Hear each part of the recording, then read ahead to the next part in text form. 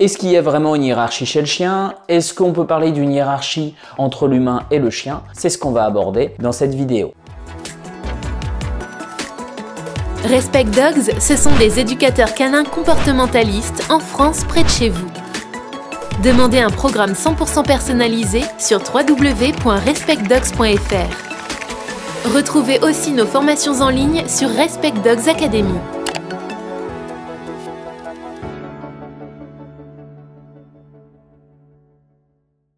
Avant tout, pourquoi le sujet est polémique? D'où vient en quelque sorte ces conflits au sein de l'éducation canine en ce qui concerne la hiérarchie? La hiérarchie est un concept issu de l'étude du loup qui a souvent été appliqué de façon très simpliste aux chiens. À une époque d'ailleurs, on avait quasiment plus de connaissances du loup, on avait plus étudié le loup que l'animal qui passait le plus de temps avec nous, à savoir le chien. Le but de cette vidéo est donc d'aller creuser ce sujet un peu plus complexe et d'apporter des nuances qui vont tempérer un petit peu ce qu'on entend parfois: mon chien est dominant, mon chien est soumis. Parlons de la hiérarchie chez le loup et de son application sur le chien. La théorie de la hiérarchie linéaire, qui a notamment été rendue populaire par les études du chercheur David Melk, ont aujourd'hui été beaucoup remises en question. David Melk est d'ailleurs revenu sur ses conclusions concernant ses recherches et a reconnu que celles-ci, étant basées sur des loups détenus en captivité, avaient ses limites et qu'on ne pouvait pas parler de hiérarchie linéaire. Il a reconnu ainsi la complexité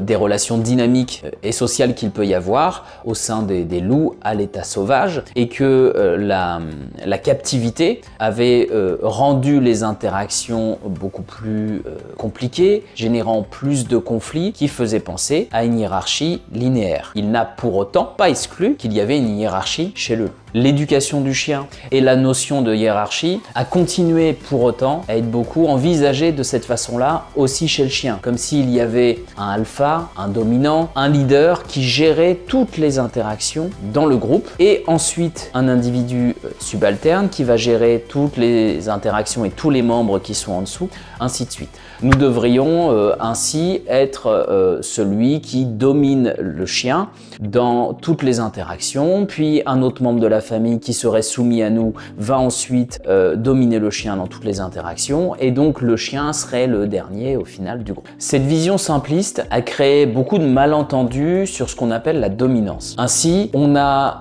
collé l'étiquette de chien dominant à un chien qui grogne si on s'approche de sa gamelle, à un chien qui grogne si on s'approche de son panier. Ce comportement peut être lié à de la peur, à du stress et bien souvent à une mauvaise éducation autour des ressources. Des interactions agressives peuvent souvent résulter plus d'une mauvaise éducation autour des ressources que d'un chien qui souhaiterait dominer son humain. Comment donc interpréter correctement les interactions entre les chiens entre eux? Analyser les interactions demande de prendre en compte le contexte de celles-ci. Ainsi, un chien qui grogne après un autre chien ne signifiera pas forcément qu'il cherche à le dominer, mais peut-être à cause de la frustration, à cause d'une ressource qui est présente. Un chien qui grogne après un autre alors qu'il est tenu en laisse peut très bien ne pas grogner du tout après ce même chien si la rencontre s'était faite en liberté. Est-ce qu'on peut dire donc que là il cherchait à dominer l'autre chien? Ben non, c'est le contexte qui a favorisé une émotion peut-être de frustration et qui a fait que ce chien se sentait peut-être plus vulnérable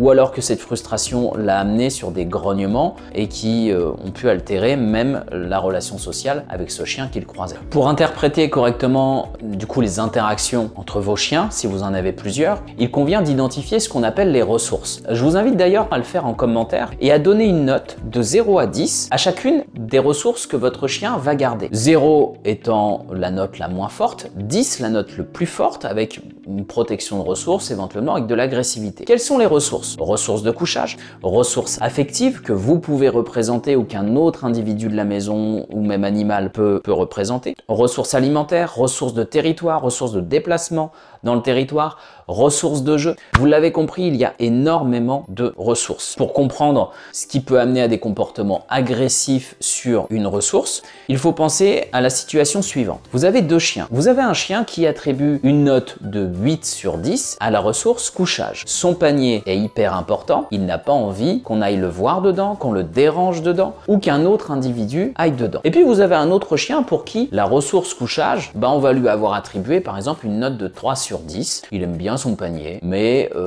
il n'a jamais manifesté de comportement de protection sur celui-ci. Il va facilement sortir du panier si un autre animal arrive dessus. Ne serait-ce que par un regard, l'individu qui attribue une note de 8 sur 10 à la ressource panier va faire comprendre à cet autre individu du groupe qu'il va pas falloir s'en approcher quand il est posé dedans. Maintenant, si on était tombé sur deux individus avec une note de 7 sur 10, 8 sur 10 sur la ressource couchage, ils rentrent donc en compétition sur cette ressource. Comment va se manifester cette compétition sur cette ressource? Elle va se manifester par des comportements de garde, de protection, regard fixe, posture droite, retroussement des babines, grognement, voire attaque. Et cela en fonction du tempérament individuel de chacun. C'est-à-dire que en fonction de sa génétique, de son tempérament individuel et de son vécu, un chien, s'il ne peut pas accéder à une ressource, choisira peut-être par frustration d'aboyer, de décharger sur un jouet ou un objet qui est à côté, ou alors de se manifester de façon plus agressive par des grognements, voire une attaque. Ce qui fait la différence, c'est tout simplement sa génétique, son tempérament individuel et comment ses expériences de vie ont construit la protection de ressources et les règles qui entourent les ressources. Est-ce qu'on peut résumer la chose en disant que ce chien qui garde le panier est dominant, ce qui sous-entendrait qu'il va être le boss en quelque sorte du groupe et qu'il va chercher à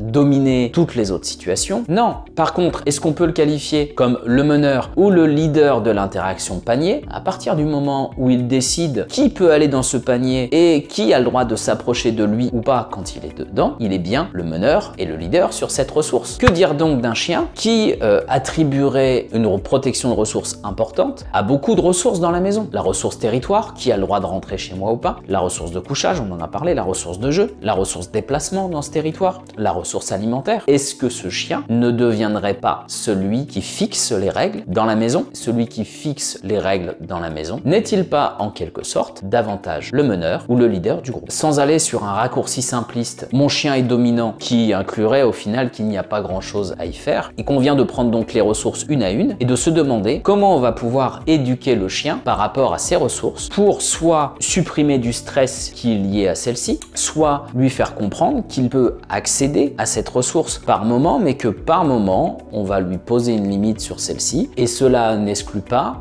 de compenser cette obéissance par une éducation positive. Un exemple, vous apprenez à votre chien à aller à son panier, à y rester et vous le faites de façon positive. Quand il y est, vous le récompensez. Quand il y reste, vous le récompensez. Vous lui demandez d'appliquer cet exercice alors que vous recevez des invités. Vous lui imposez de ne pas en sortir, mais malgré tout, quand il reste dans le panier, vous allez récompenser et valider son comportement. Et puis, une fois qu'il est calme, vous récompensez le calme en libérant votre chien, par exemple, ce qui est une très bonne idée. Est-ce que vous ne devenez pas le meneur ou le leader en ce qui concerne les déplacements dans la maison? Même si tu en as envie, là, tout de suite, d'aller voir les invités, et si je te demande de rester en place, tu dois rester en place. Ce type de comportement est un comportement que l'on voit dans un groupe de chiens.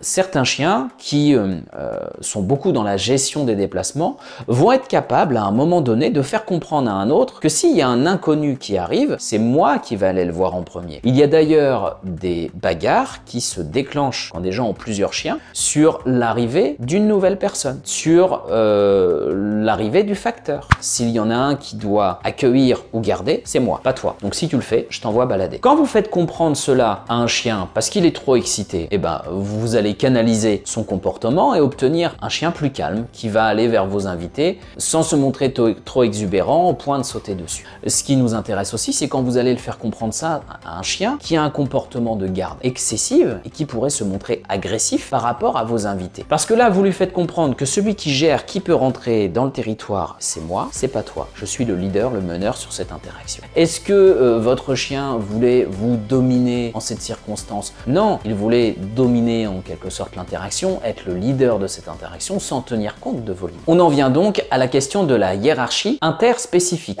C'est justement le sujet de la prochaine vidéo. Si elle n'est pas encore sortie, abonne-toi. Si elle est déjà sortie, je te la propose juste après. À bientôt.